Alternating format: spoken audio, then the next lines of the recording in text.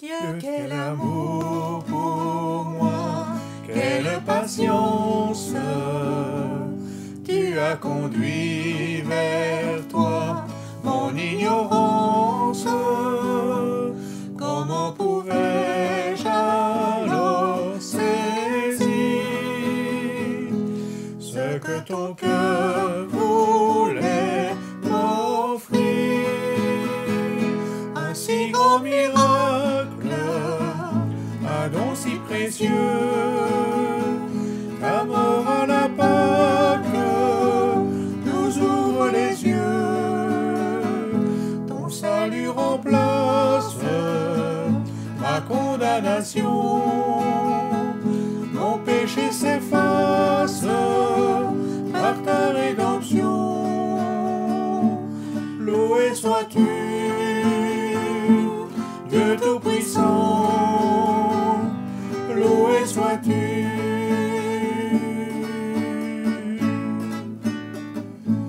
Ce don si merveilleux, comment le vivre sans le répandre à ceux que tu veux suivre sur les chemins où ils s'égarent, loin de la vie et de l'espoir. Un si grand miracle, un don si précieux,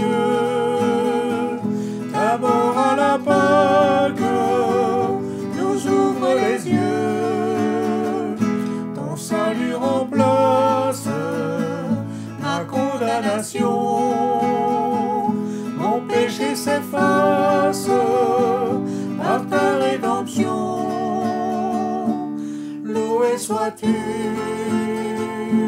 Dieu Tout-Puissant, loué sois-tu.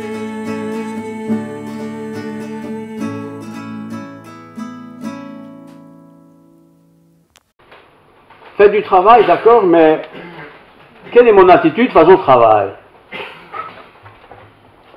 Est-ce que pour moi, aller travailler, c'est une vraie corvée? Ça fait le lundi matin. Hein? Encore devoir se lever pour aller travailler. Ou aller à l'école, c'est aussi un travail. Hein? Certains diront, bah, il faut bien travailler, sinon comment aura-t-on de l'argent? Donc on travaille un peu pour avoir de l'argent, quoi. Si on n'avait pas besoin d'argent, peut-être on ne travaillerait pas. Est-ce que c'est ça le sens de la fête du 1er mai? D'autres disent, non, moi j'aime bien travailler parce qu'au moins je peux quitter la maison, je laisse ma femme tout seule avec tous les affaires, et moi, je fais mon petit travail, et je suis bien heureux.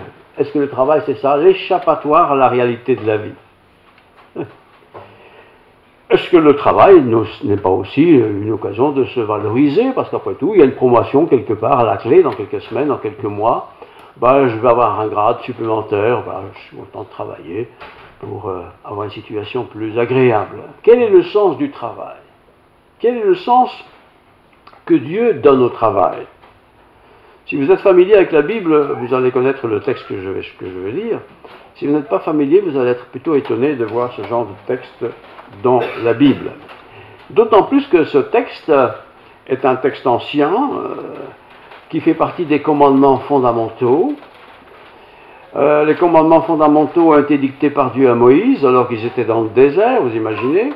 Ils n'étaient pas encore dans la terre promise, mais Dieu voulait quand même qu'ils soient bien informés sur l'essentiel de la vie. Et je vous lis dans le livre de l'Exode, c'est le deuxième livre de la Bible, au chapitre 20, les versets 8 à 11, je lis ceci. Tu travailleras 3 mois par an. Une semaine par mois. 1 an sur 10. Tu travailleras 6 jours. Et la suite est intéressante. Et tu feras tout ton ouvrage. 6 jours pour faire tout l'ouvrage. Mais le 7e jour est le jour du repos de l'Éternel. C'est le jour du repos de l'Éternel, ton Dieu. Tu ne feras aucun ouvrage. Pas facile, hein? Ni toi, ni ton fils, ni ta fille, ni ton serviteur, ni ta servante, ni ton bétail, ni l'étranger qui est dans tes portes, ni ta machine à laver. Courant est moins cher. Réfléchissons. Car en 6 jours l'Éternel a fait les cieux et la terre et la mer, et tout ce qui y est contenu, et s'est reposé le 7e jour. C'est pourquoi l'Éternel a béni le jour du repos pour le sanctifier. Ce n'est pas un petit caprice de Dieu de faire un commandement pour dire, voilà, tu travailles 6 jours, tu te reposes un jour. Je répète, ils sont dans le désert. Dans le désert, tous les jours se ressemblent pour ramasser des cailles, en espérant qu'il y en ait pour chaque jour. C'est pas très gai. Mais c'est une loi perpétuelle que Dieu nous adresse encore à nous aujourd'hui. 6 jours de travail, un jour de repos. C'est une règle, cette règle de Dieu, ce commandement de Dieu qui est toujours d'actualité. Et l'enfant de Dieu, le chrétien, la chrétienne qui aime Dieu, qui écoute sa parole, doit se dire, tiens, est-ce que moi je respecte cette règle de Dieu? 6 jours de travail, un jour de repos. Pas un jour de travail et 6 jours de repos. On est bien d'accord. 6 jours de travail, un jour de repos. Le temps a passé et un peu plus loin dans la Bible, dans le livre du Lévitique, ça fait toujours partie de ce qu'on appelle les Pentateuques, Lévitique 19, nous allons voir que les choses vont vite se compliquer. Lévitique 19, versets 32 à 37. Voilà. Donc Lévitique 19, 32. Tu te lèveras devant les cheveux blancs. C'est les personnes âgées, ça. Et tu honoreras la personne du vieillard. La personne du vieillard, on le met en honneur. On ne les met pas dans les hospices, hein. On les met en honneur. Commandement, ça. Hein? Tu craindras ton Dieu, je suis l'Éternel. Si, par circonstance, un étranger vient séjourner auprès de vous, dans votre pays, vous ne l'opprimerez point. Vous traiterez l'étranger en séjour parmi vous comme un indigène au milieu de vous. Vous l'aimerez comme vous-même, car vous avez été étrangers dans le pays d'Égypte, je suis l'Éternel, votre Dieu. Vous ne commettrez point d'iniquité, ni dans les jugements, ni dans les mesures de dimension, ni dans les poids, ni dans la mesure de capacité. Vous avez compris? Explication. Jour de repos, 7e jour, c'est le jour de l'Éternel, repos. Et d'un autre côté, un peu plus loin, dans les règles que Dieu établit pour son peuple, et par extension pour le monde des chrétiens, des croyants, eh bien, il ne s'agit pas de trafiquer pour que d'autres fassent le boulot à notre place. On ne travaille pas, d'accord, mais on fait travailler les autres. Et je vous invite à réfléchir, simplement réfléchir. On se dit le dimanche, le courant coûte moins cher, je ne sais pas si c'est encore vrai. On va faire tourner toutes les machines à laver à fond la caisse. Il faut mettre dedans et ça tourne tout seul. Pendant ce temps, moi je ne travaille pas, c'est la machine qui travaille. Réfléchissons. Est-ce que c'est juste? Je ne dis pas que c'est pas juste, je ne dis pas que c'est juste. Est-ce que c'est juste? Je pose la question. D'une manière générale, tous vous qui êtes là, vous dites, oui, il faut respecter les règles de Dieu, on réfléchit un peu, et puis voilà, on adapte un peu sa vie en fonction de ces règles. Sans doute vous le faites, et c'est très bien, et c'est très juste. Mais observer les règles de Dieu, c'est une chose. Les mettre en pratique, c'est autre chose. Parce que quand on les met en pratique, ça implique que je me décide à faire quelque chose que Dieu veut. Ça me plaît, tant mieux, ça ne me plaît pas, tant pis, je le fais quand même parce que c'est ce que Dieu veut. Parfois, par exemple, j'ai envie de mentir parce que ça m'arrangerait bien. Non, monsieur l'agent, je ne voulais pas 120, c'est pas vrai. 160, mais bon, ça m'arrange bien. Mais je ne mens pas, je ne veux pas mentir. Oui, monsieur l'agent, je roulais à 160. Je mérite un PV, il y aura le PV de toute façon, mais au moins j'étais honnête. Et c'est dans la vie, ça. Et c'est aussi dans la vie du travail. Comment est-ce que je travaille? Alors, quand on parle du travail, est-ce qu'on parle que des gens qui quittent la maison pour aller travailler, ou ça concerne aussi les gens de la maison? Les pensionnés, les malades, maman qui est à la maison, qui s'occupe des enfants. Qui est concerné par cette loi de Dieu? Nous sommes tous appelés, bien sûr, à respecter la loi de Dieu. Nous le savons. Et nous sommes aussi, forcément, appelés à respecter les lois des hommes, quand elles sont justes et bonnes, évidemment. Toute personne doit respecter cela. Qu'on soit fortuné ou pauvre, en bonne santé ou malade, il nous faut respecter les ordonnances. Et, bien entendu, celles aussi dont on parle aujourd'hui. Même, dit le texte que nous avons lu, l'étranger qui séjourne dans tes portes doit les respecter. Et toi, puisque tu t'occupes de l'étranger qui est dans tes portes, peut-être, tu dois aussi respecter cette règle par rapport à lui et lui par rapport à toi. Autrement dit, exemple, vous hébergez, je ne sais pas, une famille X ou Z dans votre maison. Cette famille est croyante, ça va plus ou moins. Si elle n'est pas croyante, c'est un peu plus délicat. Il a dit, ah non, nous, on va bosser, on va aller au champ, nous, on veut gagner de l'argent. Et vous les accueillez, qu'est-ce que vous faites? Qu'est-ce que vous dites? C'est votre choix, faites ce que vous voulez. Ou bien je dis, non, vous êtes chez moi, je vous invite, le repas c'est pour vous également. Vous pouvez vous détendre, vous reposer, comme nous nous reposons. La loi de Dieu n'est pas quelque chose que l'on peut prendre comme ça et tirer sur la ficelle selon son bon plaisir. On ne sait pas tout faire en 6 jours peut-être, mais on attend la semaine suivante, il y aura encore 6 jours. Mais le dimanche, c'est le dernier jour de la semaine. C'est le premier jour de la semaine, c'est selon. Mais c'est un jour spécial. Un jour spécial qui est réservé pour les affaires de Dieu. Ça ne veut pas dire qu'on doit prier toute la journée. Ça ne veut pas dire qu'on va lire sa Bible toute la journée. Mais c'est un jour spécial. Et voilà, on vient au culte, ça fait partie du dimanche. Dans d'autres pays, c'est le lundi, pas d'importance. Mais il y a un jour dans la semaine qui est différent des 6 autres jours. Bon, soyons quand même à pied sur terre. Je ne sais pas, vous êtes infirmier par exemple, vous devez travailler le dimanche comme tout le monde, vous faites votre service le dimanche. Mais vous récupérez ce service du dimanche par un jour qui sera le lundi peut-être. Voilà, et vous prendrez congé. Mais le lundi là, vous ne faites pas comme d'habitude. Vous faites ce que vous aviez fait pour le dimanche.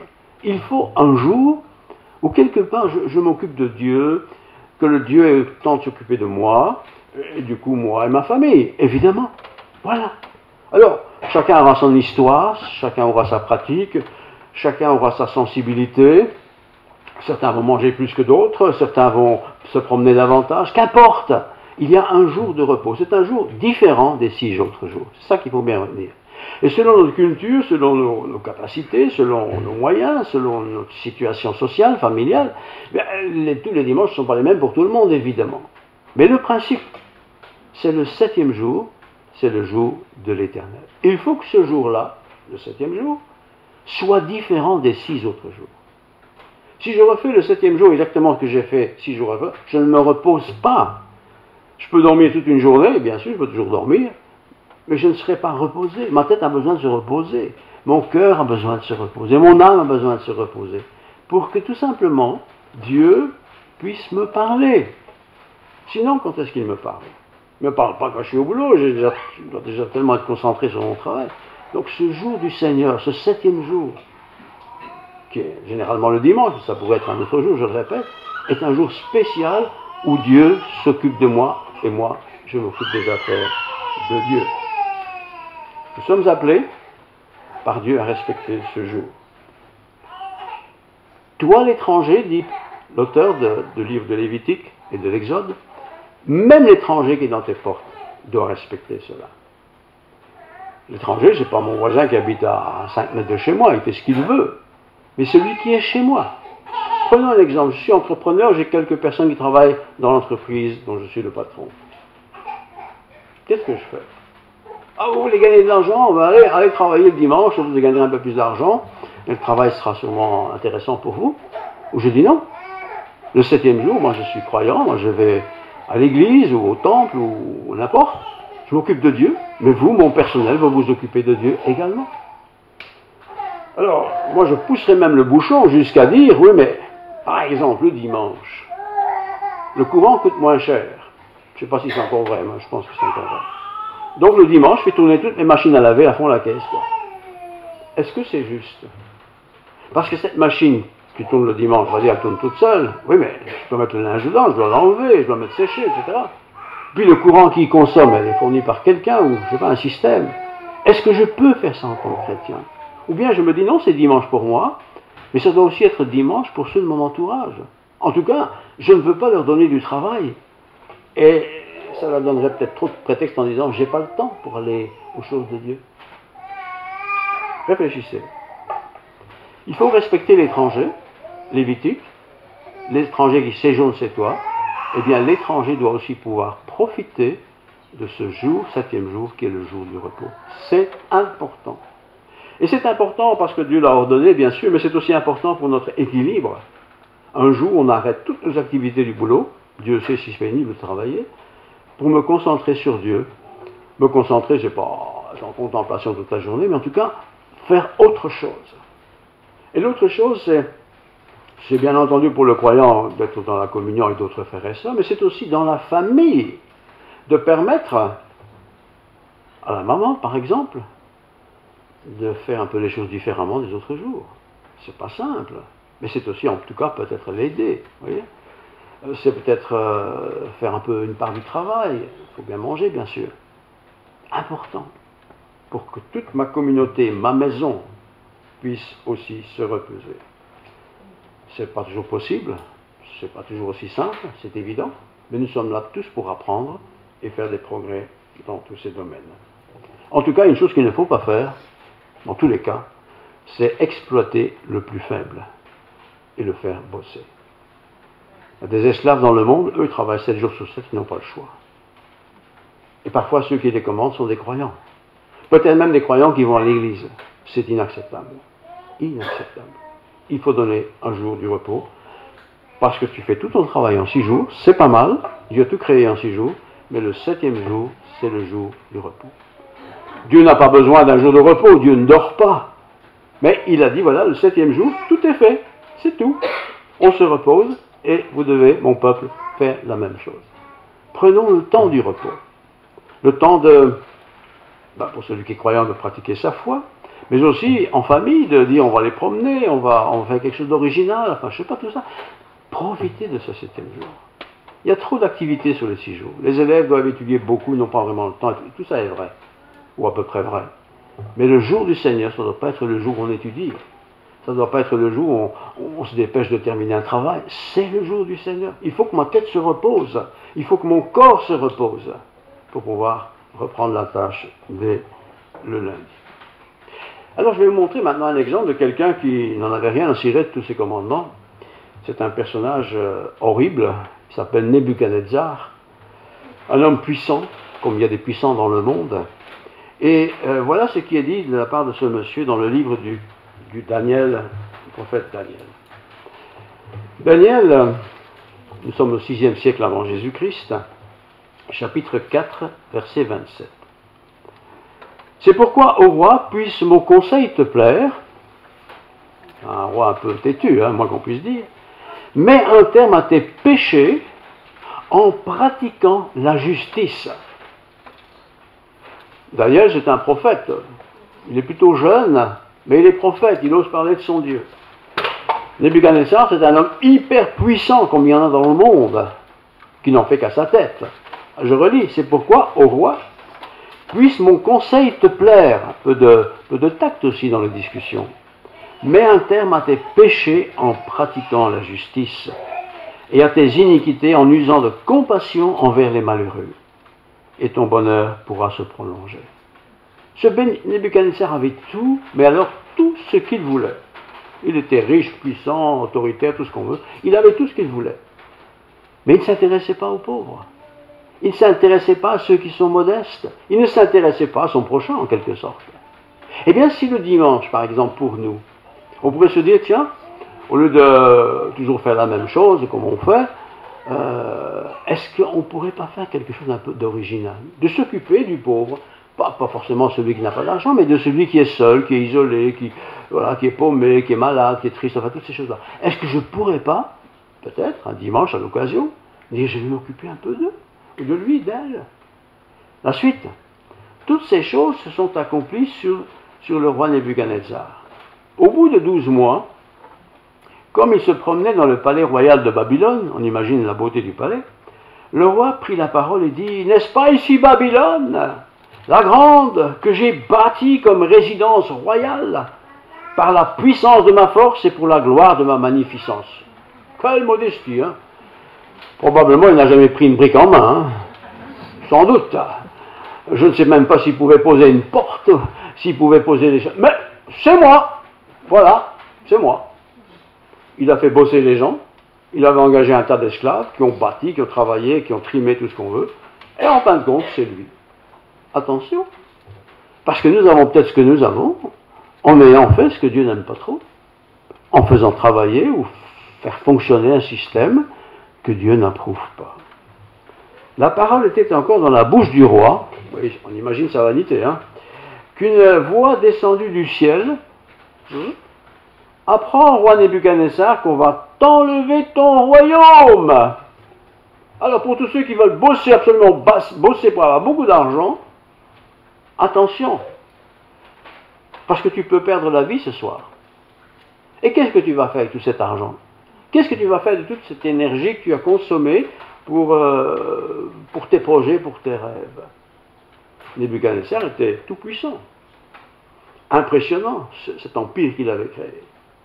Et pourtant, on te chassera du milieu des hommes. Incroyable ça! On te chassera. J'avais presque envie, en le préparant cette semaine, de transposer ça avec des noms de quelqu'un que je connais aujourd'hui. Bon, vous n'avez qu'à penser à qui je pense. On te chassera du milieu des hommes. Tu auras ta demeure avec les bêtes des champs. Il est devenu complètement zinzin. Hein? On te donnera comme au bœuf de l'herbe à manger. Et 7 ans passeront sur toi jusqu'à ce que tu saches que le Très-Haut domine sur le règne des hommes et qu'il la donne à qui il lui plaît. Cet homme était tellement vaniteux, Nebuchadnezzar, tellement prétentieux, tellement orgueilleux, tellement on va tout ce qu'on n'aime pas, quoi. Encore que parfois on aime un petit peu ce qu'il faisait. Que Dieu a dû sanctionner. Parce que Dieu avait vu la souffrance de cet empire, de tous ces gens, quoi, qui souffraient à cause d'un despote qui ne pensait qu'à son nombril et à sa gloire. Pensons bien. Que le patron qui nous a engagés, il est peut-être plus riche que moi, sûrement, tant mieux pour lui, il n'y a pas de problème. Mais s'il le fait bien, c'est très bien. Mais s'il l'a fait en exploitant son personnel, il va devoir rendre compte à ça. Il va devoir rendre compte à Dieu de ça. Et puis moi-même, si je travaille le dimanche et que j'ai des enfants, qu'est-ce que je vais dire? Allez jouer, amusez-vous. Moi je vais bosser. Ou vous allez les apprendre aussi à travailler comme vous le dimanche. Mais ça fatigue. Le corps n'est pas fait pour travailler 7 jours sur 7 pendant toujours. Il doit se reposer. C'est le jour du repos. C'est le jour de l'éternel même. C'est plus qu'un repos. C'est pas dormir toute la journée. C'est passer du temps avec les choses spirituelles, avec les choses de Dieu, avec les choses autres que celles qui sont matérielles. C'est ça que ça veut dire. Donc, voilà, 37, je le lis, je le relis encore une, non, je vais le lire, verset 37. Maintenant, roi Nebuchadnezzar, je loue, j'exalte et je glorifie le roi des cieux, dont toutes les œuvres sont vraies et les voies justes, et qui peut abaisser ceux qui marchent avec orgueil. Daniel, c'est un homme qui ose, hein. Mais il était consulté parce qu'il avait de la sagesse, et il aimait bien le consulter, ce despote. Il aimait bien le consulter, Daniel. Et ce qu'il lui dit, c'était pas des flatteries. C'était pas, c'est bien, continue, hein, sois encore plus riche, sois encore mieux, ou je vais en profiter un petit coup. Non, pas du tout. Je relis. Maintenant, moi, Nebuchadnezzar, je loue, j'exalte et je glorifie le roi des cieux. Il a complètement changé. Vous pouvez lire tout ce qui s'est passé avant. Il a complètement changé. Sur base de quoi? Sur base du discours d'un jeune homme, Daniel. Nous pensons parfois que nous on parle, mais personne ne nous écoute. Oui, si tu parles dans la rue, peut-être personne ne va t'écouter. Mais quand on parle à quelqu'un, avec la sagesse de Dieu, c'est ce qui est écrit dans la parole de Dieu. Celui qui l'entend, il ne va pas dire oui, c'est bien, il a raison. Mais il va l'entendre. Et le Saint-Esprit va peut-être faire que cette écoute de la parole de Dieu touche son cœur, son âme, et lui donne d'avoir une autre attitude. Donc maintenant, roi, moi Nebuchadnezzar, je te loue, j'exalte et je glorifie le roi des cieux, dont toutes les œuvres sont vraies et les voies justes. Quelqu'un qui n'a pas rencontré Dieu, qui ne connaît pas Dieu, ou connaît un Dieu qui n'est pas le Dieu de la Bible, il raisonne faussement. Il raisonne d'une manière égoïste, plus, encore plus, toujours plus, plus grand, plus grand, plus grand. Et puis l'homme de Dieu apparaît, ou la femme de Dieu, avec son humilité, son humble service pour la gloire de Dieu, sa modestie de vie, etc. Et il parle, il raconte, il dit, mais c'est pas bien ce que vous faites, vous en faites trop là, vous écrasez, vous tuez, il ne faut pas. Alors il n'écoute pas. Et peut-être il va écouter, en tout cas, c'est ce qui est arrivé à Nebuchadnezzar. Et au verset 30, il dit, le roi prit la parole, dit, n'est-ce pas ici Babylone la grande que j'ai bâtie? Je relis ça. Il n'a rien bâti, lui. Je ne sais même pas s'il a payé ses économies. Il a pris l'argent et l'a fait construire pour sa grande gloire. Et son palais, paraît-il, était tellement grand que tous les palais d'aujourd'hui sont petits. Tellement il était grand. Mais qu'est-ce que tu fais avec un grand palais? Il faut tout nettoyer, c'est fatigant. Alors, une petite maison avec 3 pièces, c'est bien. Pas trop de travail, c'est ce qu'il faut. Voilà. Que j'ai bâti comme résidence royale par la puissance de ma force et pour la gloire de ma magnificence. Vous savez, gagner sa vie au travail, c'est juste. Tu travailleras 6 jours à la sueur de ton front, c'est exact. Il faut travailler. Mais travailler pour le plaisir de travailler, d'avoir beaucoup d'argent pour avoir je ne sais pas très bien quoi, ça c'est pas bien. Ça sert à rien. De toute façon, quand je quitterai cette terre, je ne l'emporterai pas. Alors, travaillons, bien sûr. À la sueur de notre front, oui, c'est pas facile, c'est pas toujours facile, c'est même parfois très difficile. Mais quand tu auras ce qu'il faut, sois heureux, sois content. Il a bâti, verset 32, décadence, on te chassera du milieu des hommes. Décadence, ça va vite, hein, la décadence. 33, en même temps, au même instant, la parole s'accomplit sur Nebuchadnezzar. Il ne faut pas des années avant que la ruine vienne. Même instant, vite fait, bien fait. 34b, voilà qui se met à bénir. J'ai loué et glorifié celui qui vit éternellement, celui dont la domination est une domination éternelle et dont le règne subsiste de génération.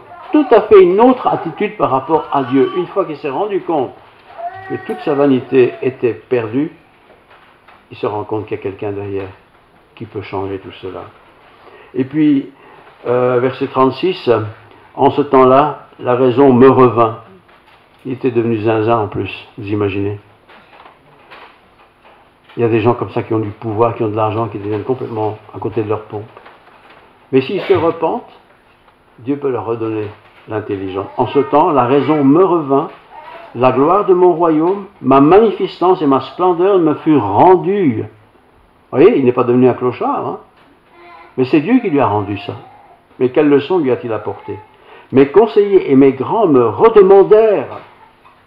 Ils l'ont viré, ils n'en voulaient plus. Mais ils l'ont rappelé, parce qu'il était devenu raisonnable. Rétabli dans mon royaume, et ma puissance ne fut que s'accroître. Ce n'est pas parce qu'on est enfant de Dieu, qu'on est croyant, qu'on aime Dieu, que forcément on va rester pauvre. Chacun sa vie, chacun son histoire. Mais que la grandeur, la richesse, l'opulence des choses, le succès même dans la vie, il y a des gens qui ont du succès, ne me prennent pas le coup, au point que j'écrase tous les autres en disant « c'est moi ».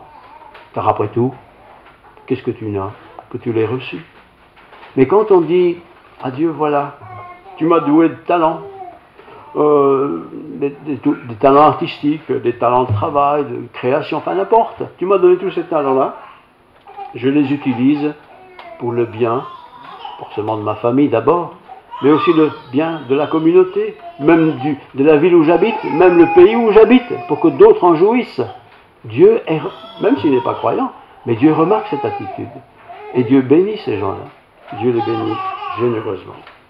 C'est la fête du travail, 1er mai, nous le savons tous.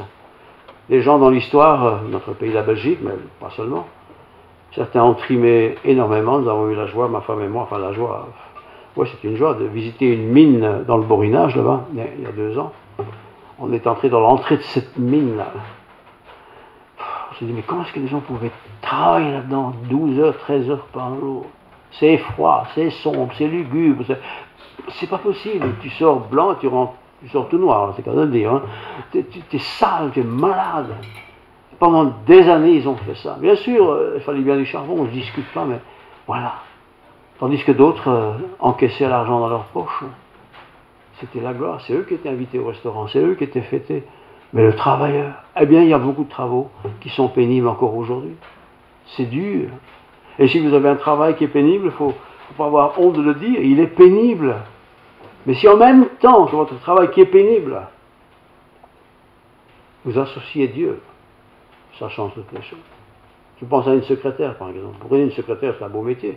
Mais tous les jours, remplir le même papier. La feuille des impôts, tout son tous les jours, ces chiffres qui défilent. Franchement, c'est gai, ça.